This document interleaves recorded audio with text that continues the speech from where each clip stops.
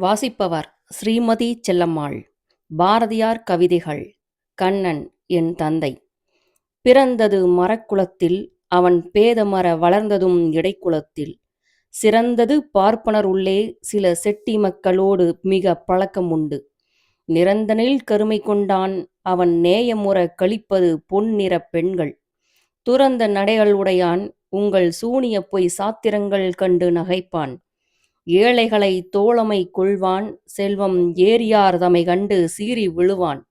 தாழவரு துன்பம் அதிலும் நெஞ்ச தளர்ச்சி கொள்ளாதவர்க்கு செல்வம் அளிப்பான். நாழிகைக்கோர் புத்தி உடையான், ஒரு நாள் இருந்தபடி மற்றோர் நாளினில் இல்லை. பாழிடத்தை நாடியிருப்பான், பல பாட்டினிலும் கதையிலும் நேரம் அளிப்பான். இன்பத்தை இனிதெனவும் துன்பம் இனிதில்லை என்றும் அவன் எண்ணுவதில்லை. அன்பு மிகவும் உடையான், தெளிந்த அறிவினில் உயிர்குலம் ஏற்றமுறவே வன்புகழ் பல புரிவான்.